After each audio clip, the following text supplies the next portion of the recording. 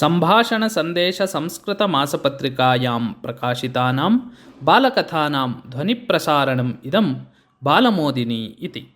विचिन्त्य वक्तव्यं डॉक्टर गोपालनारायण शर्मा। कश्चन ग्रामः, तत्र निवसति स्म कश्चन वृद्धः। तस्य प्रतिवेशी आसीत् कश्चन युवकः। युवकस्य नाम मेधांशः इति। मेधांशस्य तस्य वृद्धस्य च सम्बन्धः उत्तमः न आसीत्। एकस्मिन् दिने ग्रामधनिकस्य गृहे चौर्यम् अभवत्। मेधांशेन एव एतत् कृतम् इति ग्रामे सर्वत्र पुनः पुनः सर्वान् अकथयत् वृद्धः। ग्रामीणाः तस्य वचने विश्वासं प्राप्तवन्तः। अतः ते आरक्षकान् उक्त्वा युवकस्य बन्धनं कारितवन्तः। परम् अधिकारिणः यदा अस्य चौर्यस्य सत्यासत्यतां परीक्षितवन्तः तदा ज्ञातं यत् अयं तरुणः दोषरहितः इति। अतः युवकः कारागारात् मुक्तः अभवत्। परं ग्रामीणानां हृदये तस्य युवकस्य विषये यथापूर्वम् आदरः न दृष्टः। ते तेन सह सम्भाषणविषये सङ्कोचम् अनुभूतवन्तः।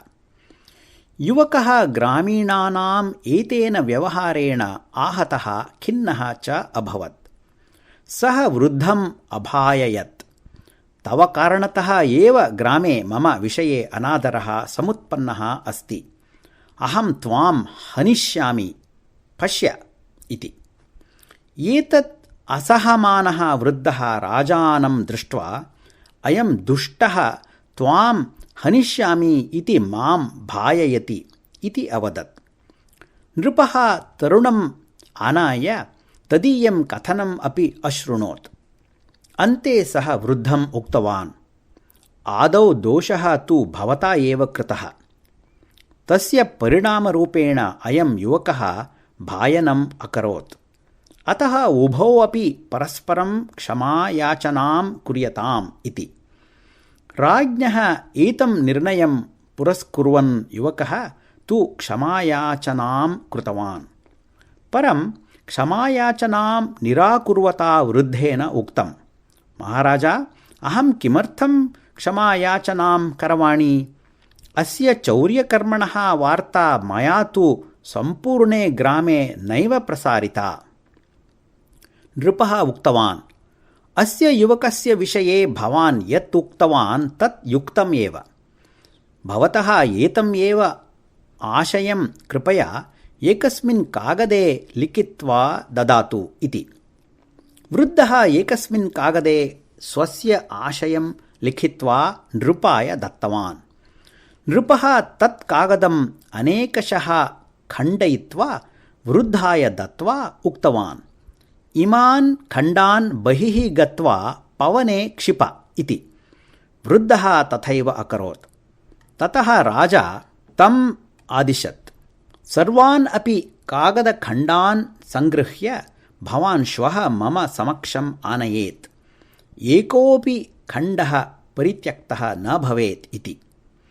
वृद्धः द्वितीये दिने खण्डान् गृहीत्वा राजानं दृष्ट्वा उक्तवान्, महाराज, सर्वेषां खण्डानां सङ्ग्रहणे अहं न शक्तः, यतः पवनवेगः तीव्रः आसीत्। केचन पवनेन क्वापि नीताः, ते न प्राप्ताः एव इति।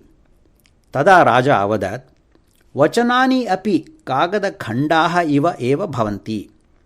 एकस्य मुखात् निर्गताः ते अन्येषां मुखानि कथं प्राप्नुवन्ति इत्यस्य अवगमनमेव दुष्करम्।